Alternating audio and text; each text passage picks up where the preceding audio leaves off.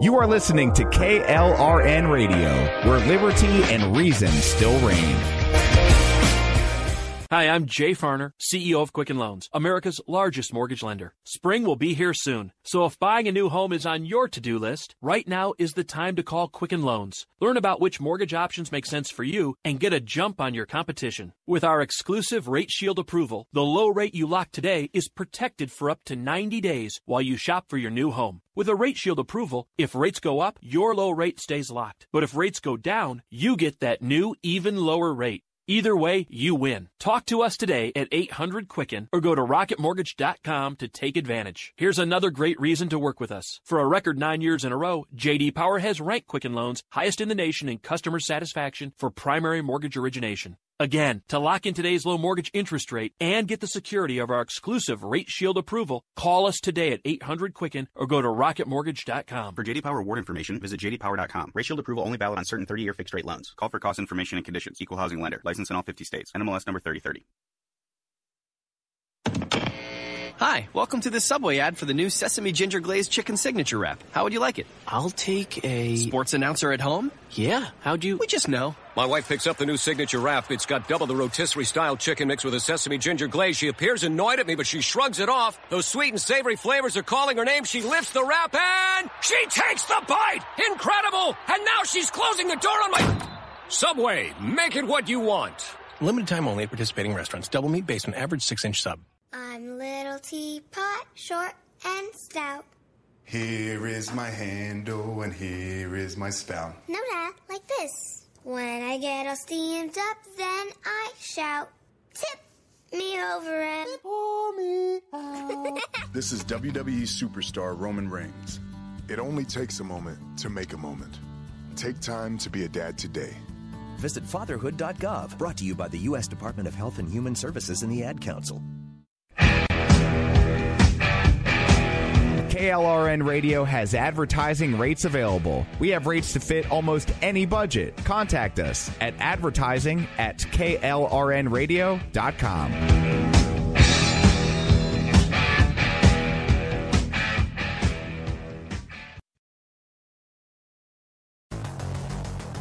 It's time now for the Conservative Curmudgeon Radio Show. Now, here's Grouchy.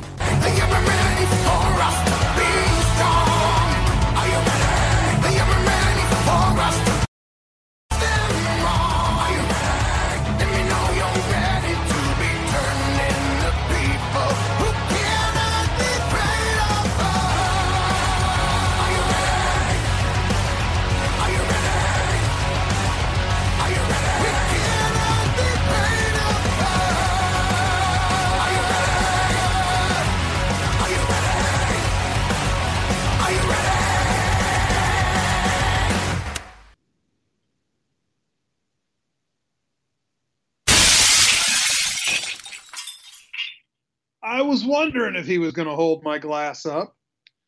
Good evening, everybody. It is great to be back with you. I am the Grouch, your host, and welcome to the Conservative Curmudgeon Radio Show on KLRN Radio, your home for conservative talk. So, before we get rolling, I got to remind you that coming up after me, Politabunny and Orty Packard will be reigning supremely on FUBAR, One Nation Under Foo, and they will be followed by Robinson and Wright, and that will be followed by America Off the Rails. So you got 4 hours of the fastest conservative talk you're ever going to find anywhere. So do yourself a favor and stay right here with us all night long. We'll do our best to make it worth your while, and you can do your best to make it worth our while. And we'll see how that works out before the end of the night. How about that? I see we got some faces congregating in the chat room. I see Al and Ron and Orty. I feel like I'm on Romper Room looking inside the little mirror. Good to see you guys in chat. I see that the rest of the denizens have not arrived yet. We'll give them some time to see.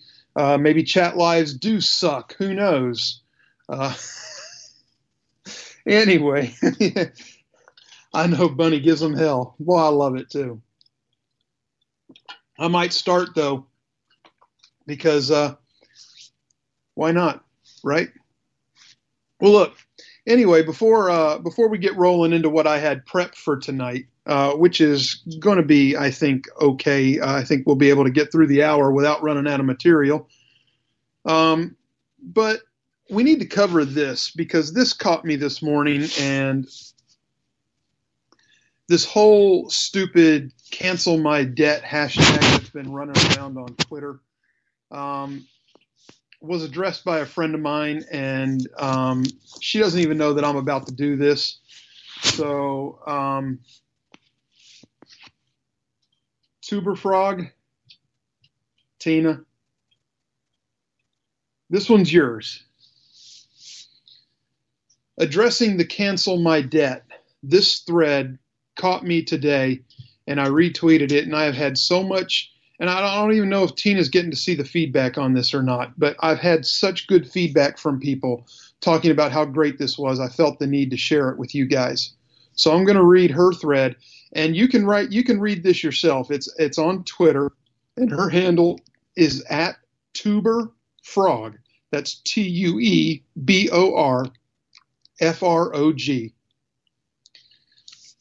Says, my Wednesday wisdom, thoughts /thread.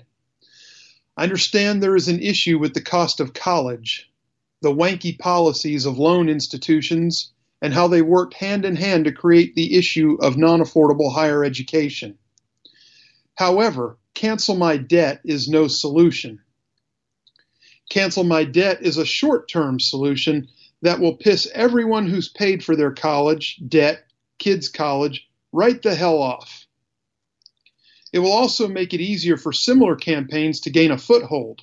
Hello, slippery slope. Policy changes are what we need, and we need people to start teaching their kids at a very young age how to navigate choosing and training for a career. She says she's teaching her kids that they don't necessarily have to go to college, but so many of a previous generation did. There is a huge gap in the skilled trades and excellent opportunities to make a lot of money with training that is a lot cheaper and a lot less time intensive than college. And she took an obligatory wave at Mike Rowe Works. Can't blame her there. Mike Rowe should have been all over this too, by the way. Shame on you, Mike Rowe. You should be showing my friend some love here. She's also teaching her kids that there is often not an alignment between a vocation that provides a viable income and your passion. Choose a field in which you can earn an income you prefer, and let music, history, or even social justice be what you do in your spare time. Her kids also know about borrowing money and paying it back, and the work that goes in for that. They know if they choose to borrow money, it's their personal responsibility to pay it back, and not whine about having to do it or blaming someone else that they had to borrow it in the first place. She says her sister raised kids with these philosophies. Her 22-year-old niece just graduated debt-free with a BS in nursing and is making in the mid-50s. Not bad for 22 years old.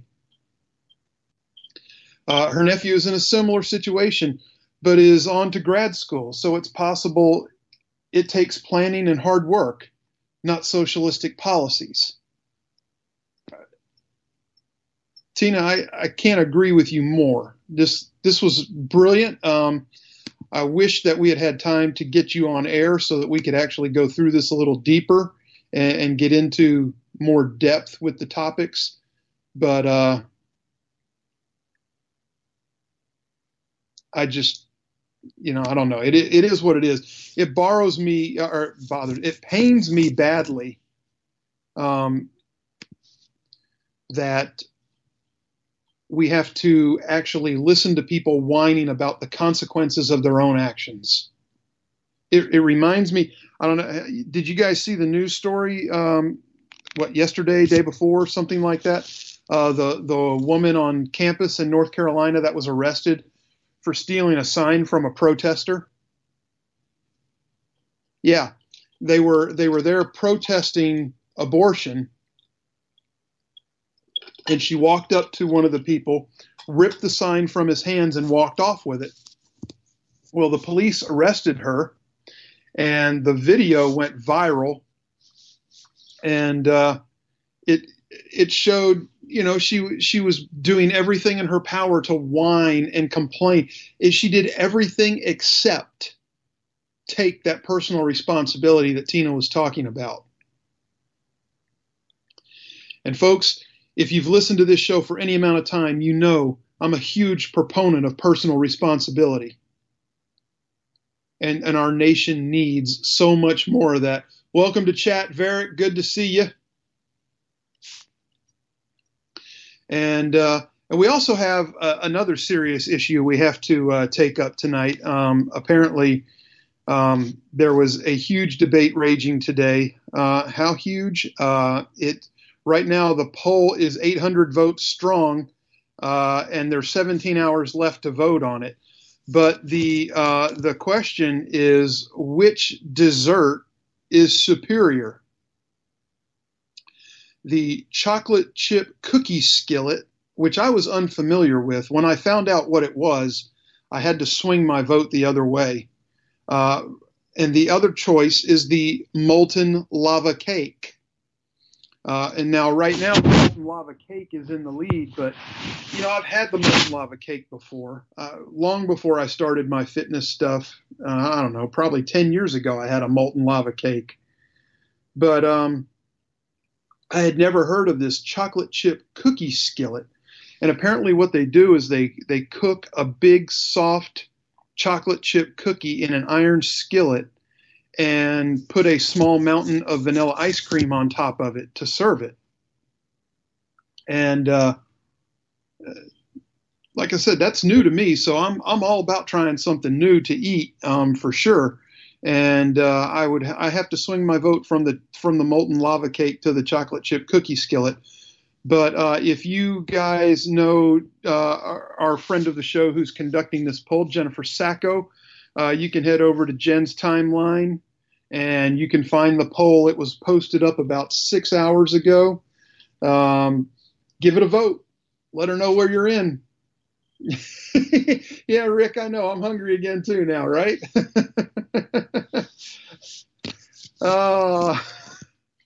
You guys in chat are killing me.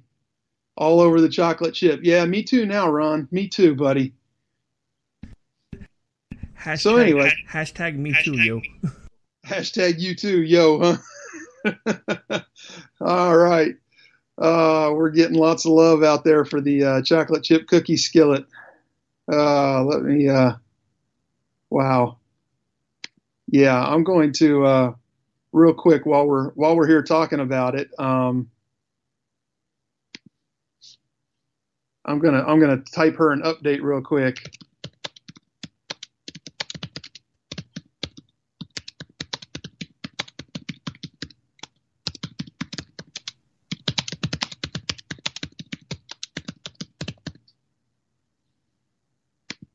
Okay, so everybody seems to be down for the cookie skillet.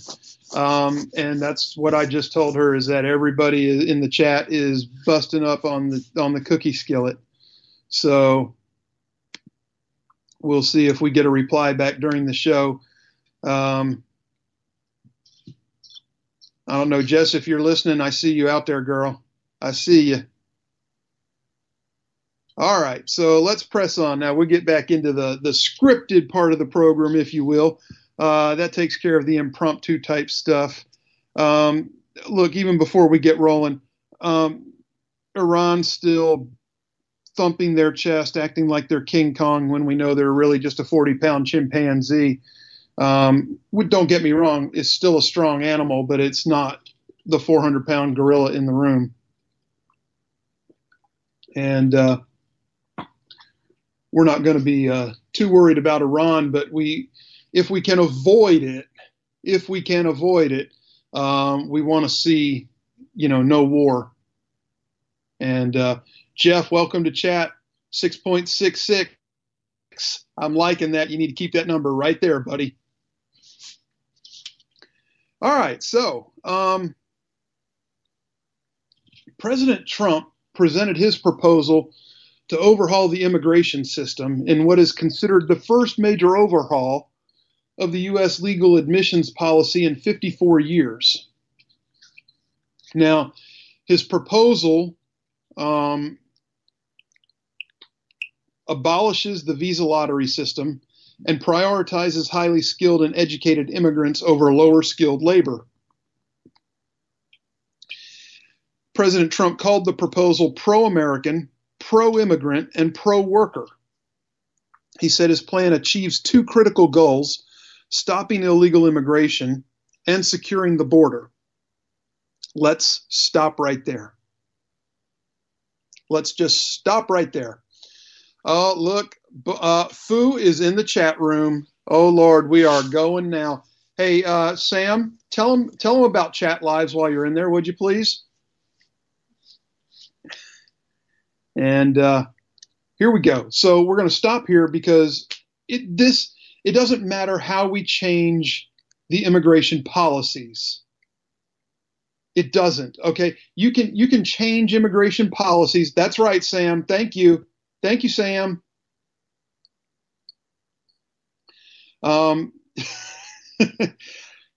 You can change the rules. They're still going to break the rules. Okay? That's how this works. That's how it's always worked. You want to know why they're going to break the rules? They're going to break the rules because they know once they get in, they're in. And once they're in, they have access to free money. That's free to them. That's your money and my money. That's our money.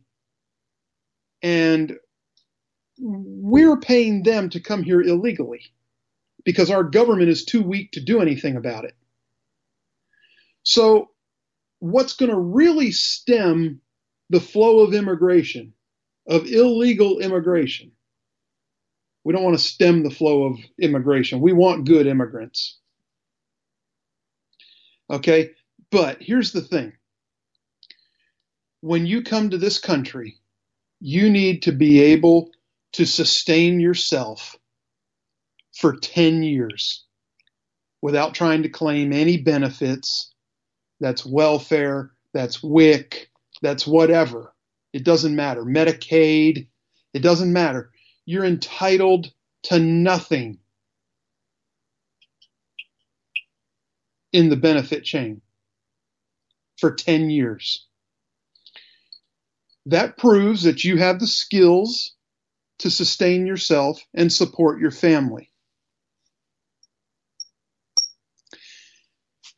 All right, we're going to press on with what the president said here. He said it establishes a new legal immigration system that protects American wages, promotes American values, and attracts the best and brightest from around the world. Why wouldn't we want the best and the brightest to immigrate here?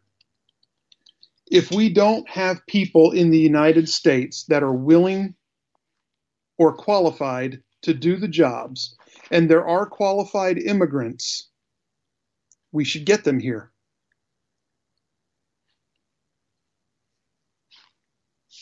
If you have a proper claim, the president said, you will be quickly admitted. If you don't, you will be promptly returned home. Crucially, the plan closes loopholes in federal law to make clear that gang members and criminals are inadmissible. There are some of the worst people in the world, or anywhere in the world, in MS-13 and other gangs. They would be non-admissible, not coming in, taking them out by the thousands every year, but they come right back. They're no longer admissible. And for criminals already here, swift deportation per Trump. Each year, over 1 million immigrants are granted permanent legal residency. These green card holders get lifetime authorization to live and work here and a 5-year path to American citizenship. Citizenship, because it means something, or it should mean something. If you're not interested in becoming a citizen, you shouldn't be allowed here. But two-thirds of the immigrants that make it into this country annually are admitted at random. And that's not the way to do this. Look, even Canada, okay? Canada creates a clear path for the top talent. Okay? Now, also, Canada admits a lot of people, just like we do. We don't get credit for the number of people we admit to this country annually. Democrats would have you believe that we only let in about 100 or so. The last thing they want to do is go on TV and tell you it's over 1 million every year. So if somebody graduates from the top of their class from a college abroad, from a great college abroad, and there are some great colleges overseas. Yeah, I know. Hard to believe. We don't have the monopoly on great colleges here in the United States. Hard to believe, right? But they would get the top priority. We want to keep them here. Companies are moving offices to other countries to get these workers, because our rules prevent them from retaining the highly skilled and even, brilliant people. The U.S. discriminates against brilliance. It does. From the government side of immigration, it does. It's just a different form of socialism. It's socialism via immigration. Oh, well, these poor people need to come in here and get our free benefits and take up all your tax dollar monies. And because the ones that are capable of earning a living where they're at can just stay and earn a living where they're at. They don't need to come in. What kind of crap is that? That's the worst. So look, the biggest change in this policy is to increase the proportion of highly skilled immigrants from 12% to 57% or even higher, according to the president. This will bring us in line with what other countries do globally to make us competitive. At the same time, we prioritize the immediate family of new Americans, their spouses, and children.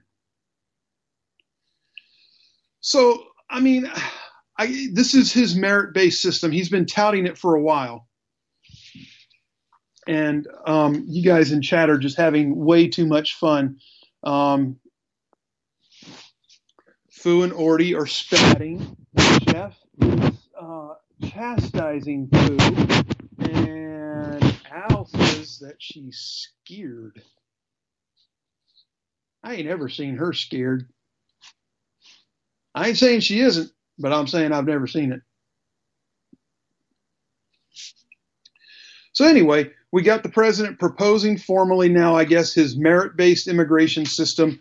And all that the Democrats can do is talk about how the term merit-based, it's just so terrible sounding. It denigrates the less fortunate. That's all Pelosi can say about it. She refuses to admit that it's a good plan because it's Trump's. That's the whole catch. It's Trump's plan. So it just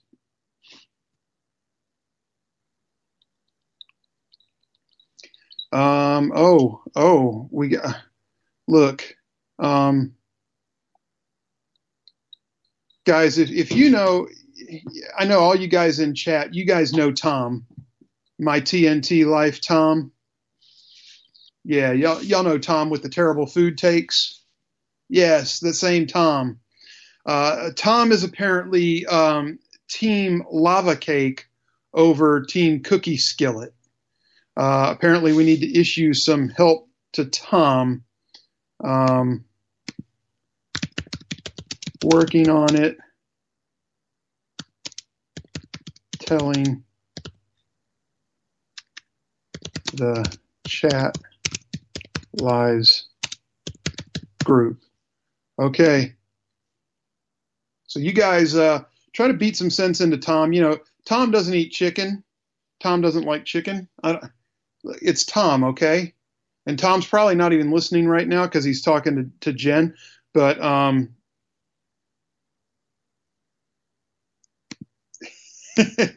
y'all need to help him out. The boy needs some help. The boy needs some help. And this is too funny. Okay. Oh. No, Al, he doesn't like chicken. Apparently he had an incident where he got some food poisoning from chicken like 25 years ago, so he's just refused to ever eat chicken again since then. It's crazy, I know. Anyway,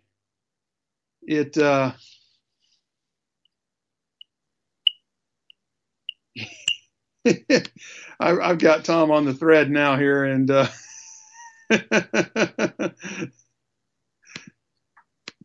yeah.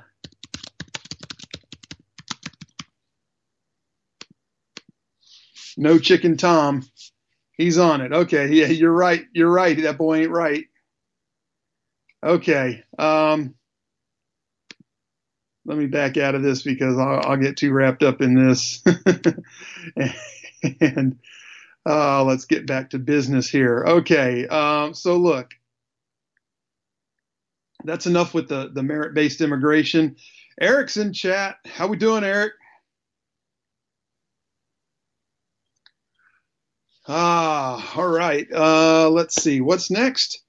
Well, we mentioned Iran briefly, didn't we? Yes, we did. We got to talk about them because Iran has quadrupled its production of enriched uranium amid tensions with the U.S. over Tehran's unraveling nuclear accord. I don't know what a semi-official news agency is, but two of them apparently reported on Monday,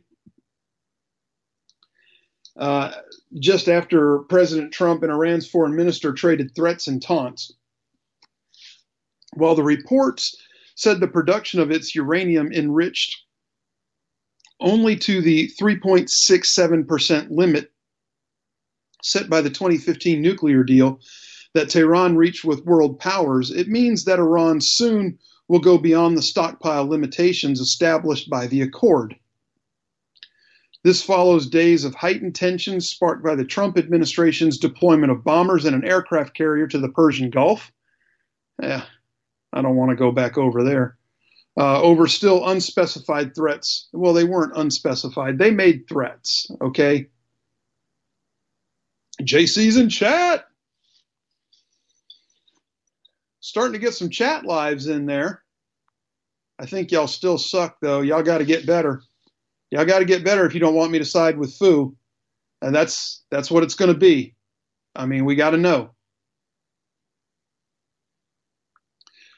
So far this month, officials in the United Arab Emirates alleged that 4 oil tankers sustained damage in a sabotage attack. Yemeni rebels allied with Iran launched a drone attack on oil pipeline in Saudi Arabia, and U.S. diplomats relayed a warning that commercial airlines could be misidentified by Iran and attacked, something that Tehran then dismissed. Really? Yeah, I see Eric. Really, Eric? Yeah, really. We got to have more people in here. If y'all don't want to be chat live suck, y'all got to pick up the game.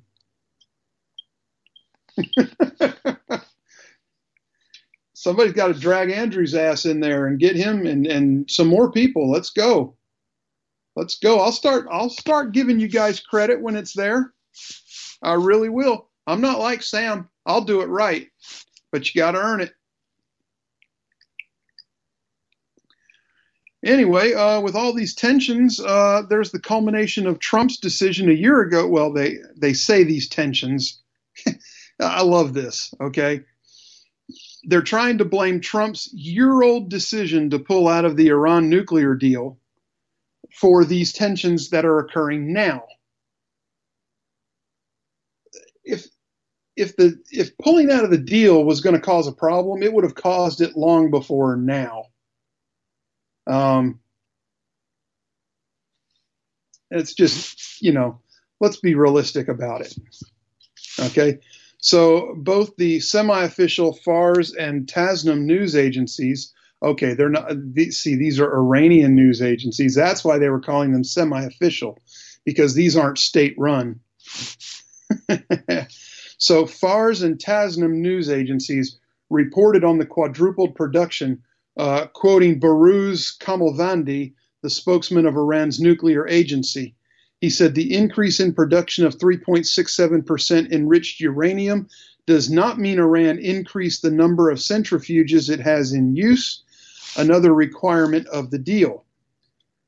He said Iran, in weeks, would reach the 300-kilogram limit set by the nuclear deal. So they're saying they're going to shut down because they don't want to violate the deal. Hope you brought your chapstick, Jeff.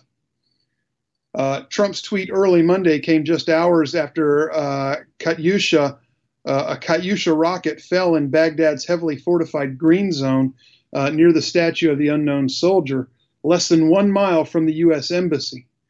Luckily, there were no injuries, but, Iraqi military spokesman Brigadier General Yahya Razul told the Associated Press that the rocket was believed to have been fired from eastern Baghdad.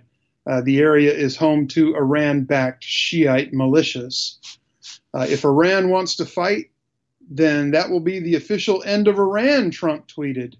Never threaten the United States again. And, of course, Iran thumped their chest and threatened right back. That's just how the game's played. Trump's tweet reflects what has been a strategy of alternating tough talk with more conciliatory statements that are aimed at keeping Iran guessing at the administration's intentions. This administration had taken a surprisingly hard line toward Iran by rushing to deploy the aircraft carrier group and other military assets to the region, and have not yet publicly detailed as to what else they are in response to. But he also said he was hoping the Islamic Republic would sit down to negotiate. He described this approach in a speech Friday, saying it's probably a good thing because they're saying, man, I don't know where these people are coming from, right? But Iranian Foreign Minister Mohammad Javad Zarif, and we've talked about him before on this program, responded Monday tweeting that Trump had been goaded into genocidal taunts. Zarif referenced both Alexander the Great and Genghis Khan as two historical leaders that Persia outlasted. Sometimes you just have to wonder where these people's heads are. I mean, really. And, gonna compare Genghis Khan's club that he carried on his horse and his axe that he carried while on his horse to a nuclear warhead strapped onto a tomahawk coming at them, sky ablaze. But hey, what do I know, right? They'll get old Baghdad Bob out there harping again about how they're beating back the enemy and those Satanistic Americans are never coming into the city. And yeah, there we were right in the background, rolling up behind them. So anyway, continuing on here, I know Rick's getting anxious to press a break button. Iran has said it would begin backing away from terms of the deal, setting a July 7th deadline for Europe to come up with new terms, or it would begin enriching uranium closer to weapons-grade levels. Tehran long insisted it does not seek nuclear weapons, though the West fears its program could allow it to build them. British Foreign Secretary Jeremy Hunt told journalists in Geneva that Iran should not doubt the U.S. resolve, warning that if American interests are attacked, they will retaliate. Now, why is a British Foreign Secretary speaking on our behalf? That's what I want to know. Okay. Look, I know John Bolton is hawkish when it comes to the military and the military complex and actually putting our assets in action. But if Iran escalates, you're damn right. We should go full throttle on them. And I don't mean send 10,000 guys over there and have them advance strategically. I mean, we should turn that place into a giant ashtray.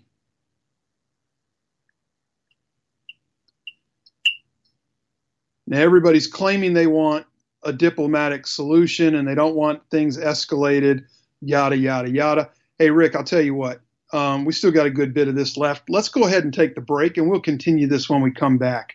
Just remember, Hunt is speaking for America right now, and we'll see you in about 2. I pulled an audible with the break, so hang tight for a second. It'll make sense. Okay, I got you. China, the Chinese chicken. You have a drumstick and your brain stops sticking. Watching X-Files with no lights on, with all our maisons. I hope the Smoky Man's in this one like Harrison Ford.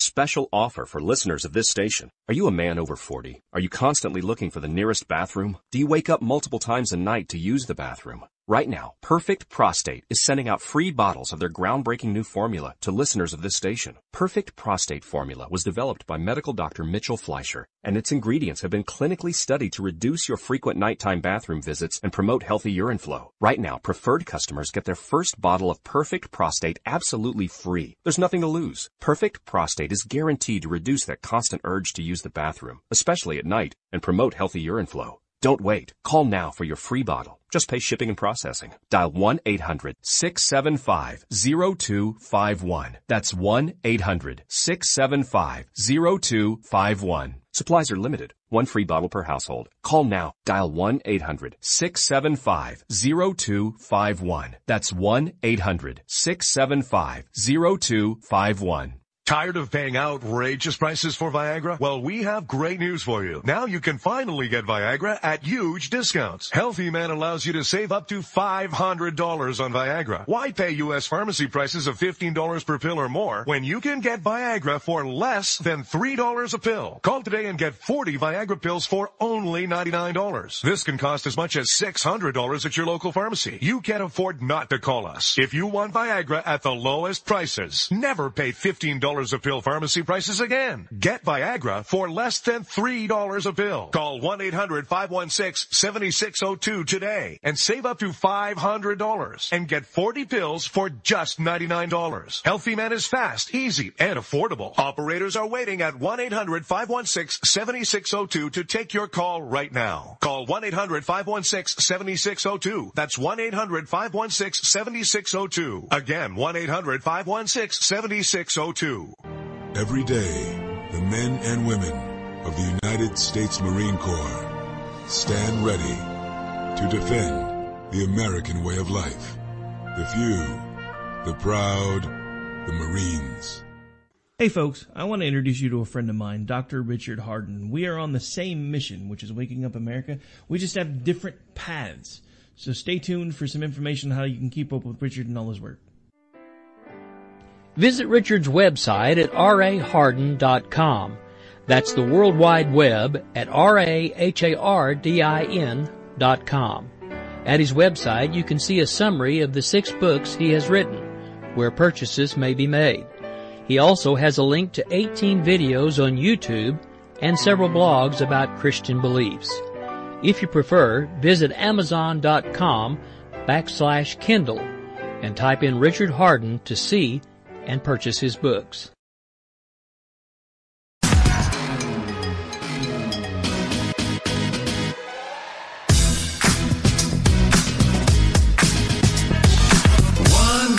What you doing?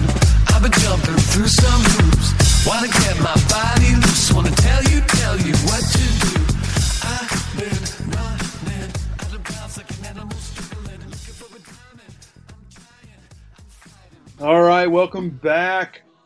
We are in there. While you guys were away at break, we had all kinds of foxhole issues in the chat room. I hope somebody gets that straightened out. I'm sure somebody could use an exam. Anyway, when we left off, this British foreign minister, what's his name? Jeremy Hunt, was stepping up to speak for the U.S. military and our resolve. Again, I don't know why this British foreign minister was doing this, but anyway, meanwhile, Oman's Minister of State for Foreign Affairs made a previously unannounced visit to Tehran on Monday, seeing Zarif, the state-run IRNA news agency, reported. The visit by Yusuf bin Alawi comes after U.S. Secretary of State Mike Pompeo called Oman's Sultan Qaboos bin Saeed last week.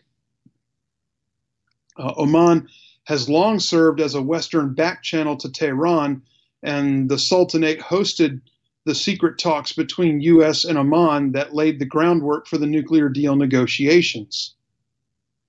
A lot going on over there, folks. I'm going to tell you what. In Saudi Arabia, the kingdom's military intercepted 2 missiles fired by the Iranian-allied Houthi rebels in neighboring Yemen. The missiles were intercepted over the city of Taif and the Red Sea port of Jeddah. The Saudi-owned satellite channel Al Arabia reported citing witnesses. The Saudi government has yet to acknowledge the missile fire, which other Saudi media also reported.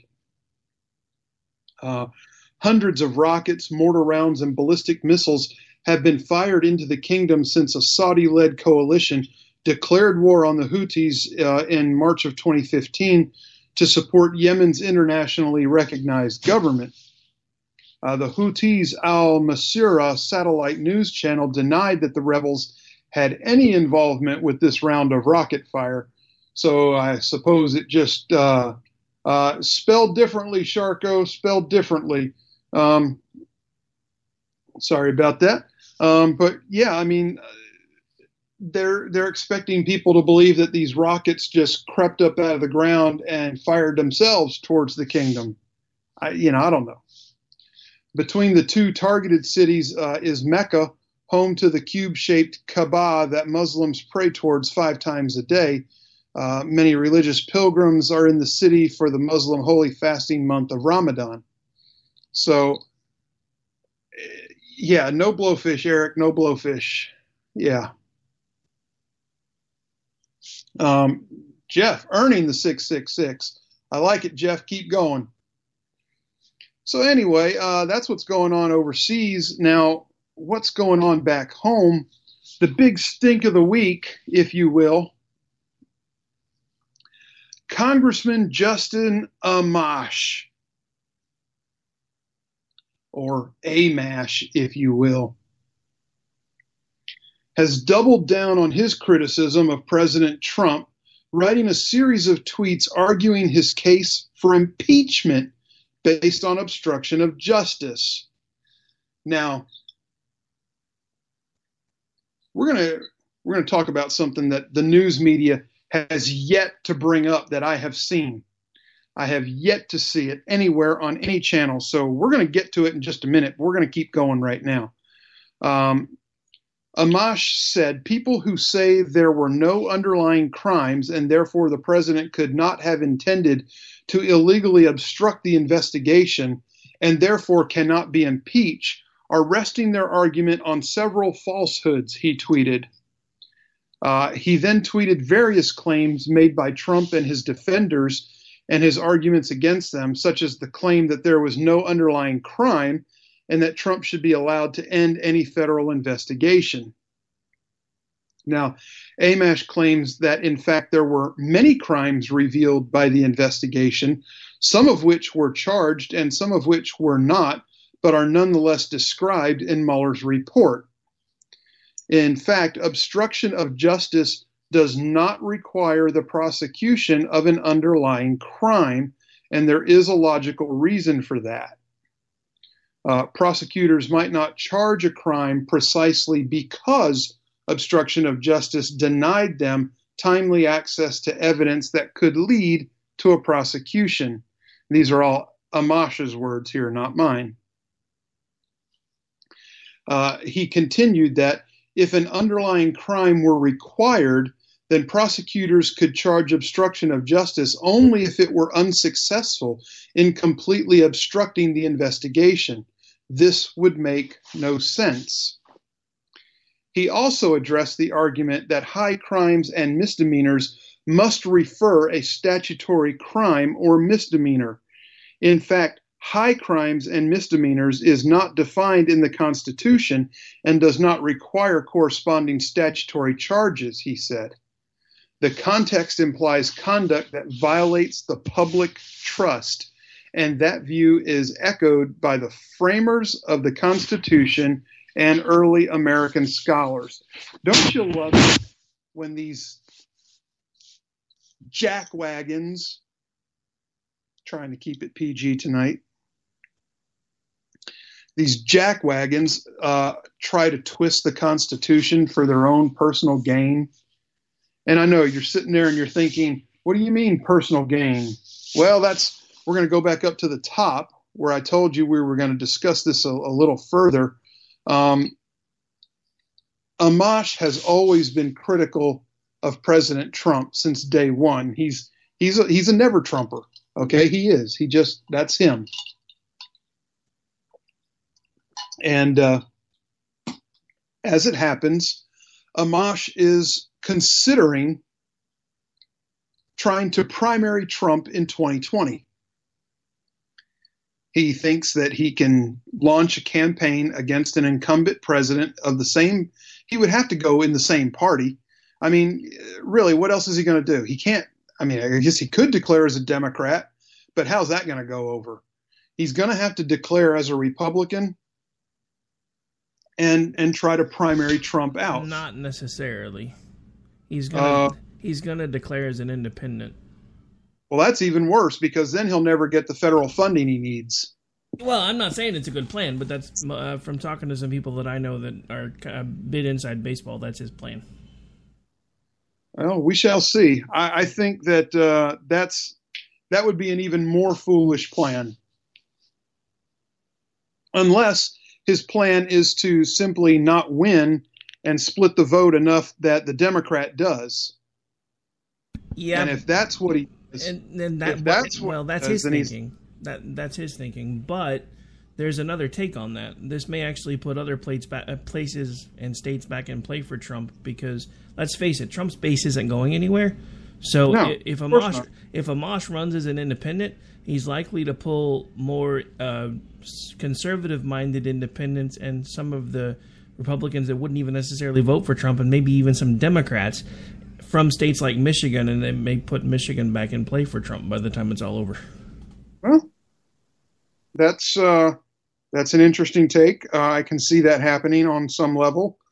I wish that Amash would just be forthright with, his intentions and why he's doing this instead of trying to play it off like I'm saving the Constitution.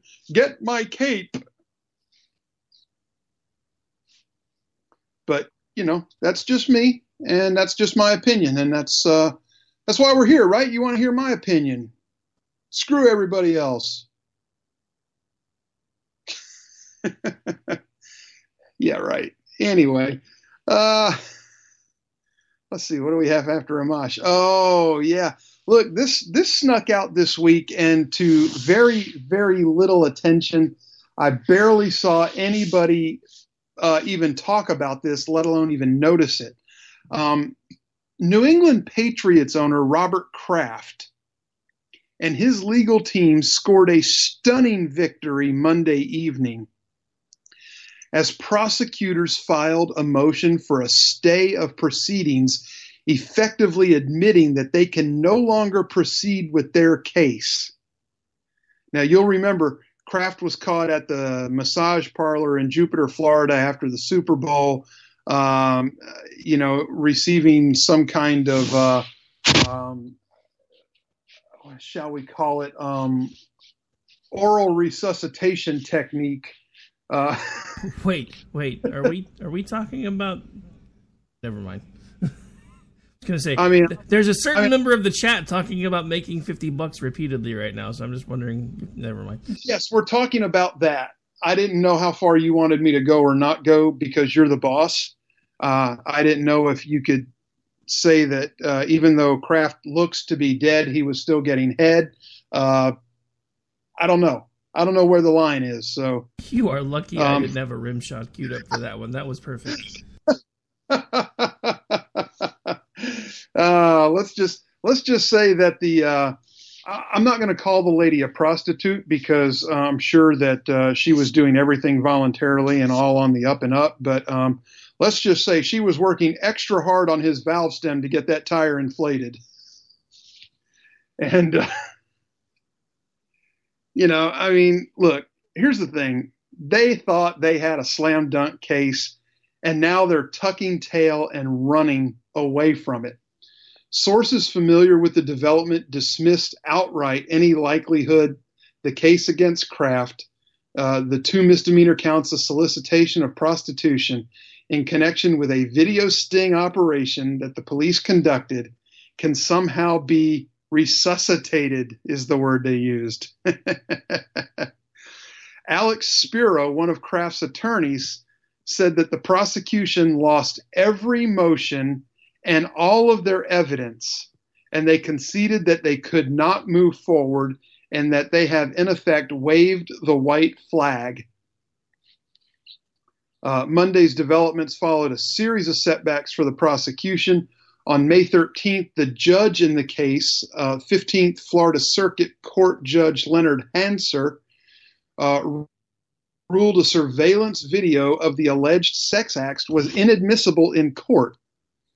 Hanser ruled that the video could not be used against Kraft because in executing the warrant that authorized the secret recordings or activities at the Orchids of Asia Day Spa and Massage, law enforcement failed to protect the rights of innocent individuals whose images might also be recorded. Wow. Wow. Initially, Kraft was expected to appear in court Tuesday so Hanser could set a court date. Earlier Monday, it was reported the hearing had been postponed to give prosecutors a chance to appeal his ruling on the video. Then news emerged that prosecutors had filed the motion for a stay of proceedings. That stay puts the case on hold indefinitely, but those familiar with the tactic indicate that it is a de facto exoneration of Kraft. So David Weinstein, a Miami-based lawyer who previously worked as an assistant U.S. attorney, he gave an interview to the Wall Street Journal where he said the appeal by prosecutors is very unlikely to succeed. He said calling it a Hail Mary is generous. Kraft's legal team apparently shares that view, and Spiro said the case is over. A stunning reversal for prosecutors who were simply unable to proceed with the case without actual evidence of what happened inside the establishment Kraft reportedly visited. And I guess we have to say allegedly visited or reportedly visited because there's no video proof that can be viewed now. So apparently that video proof violates the legal rights of the innocent that may or may not be on it. One reason prosecutors might have thrown in the towel, a second judge's ruling in a related case on Monday involving 2 individuals allegedly caught on tape providing sexual services. Judge Joseph Marks concurred the video in that case would allow or would also be not admissible because of the rights of other customers that were not adequately protected. So Robert Kraft, dodging the bullet, will not face charges. I didn't even see my New England Patriot fans that are friends out there talking about this. So it just it's really something to see. So anyway, chat lives, you were here. I can't say you were great, but I can say you didn't suck. How about that? Chat lives are middling right now. You can do better. But anyway, that's the show tonight. If you like it, tell your friends. If your friends like it, you need new ones. But they and you are welcome here with me every week on KLRN Radio for the Conservative Curmudgeon Radio Show. I'm your host, The Grouch. Peace. 1, 2, what you doing? I've been jumping through some hoops. Wanna get my body loose. Wanna tell you what to do. I hate this place. Nothing works here. The medications don't work. I've been here for 7 years. Here's to us. Here's to love. All the times that we messed up. Here's to you. Feel the grass. 'Cause the last few nights have kicked my ass. If they give you hell, tell them go fuck themselves. Go fuck themselves. Here's to us. Here's to us. Here's to us. Here's to us. Here's to love.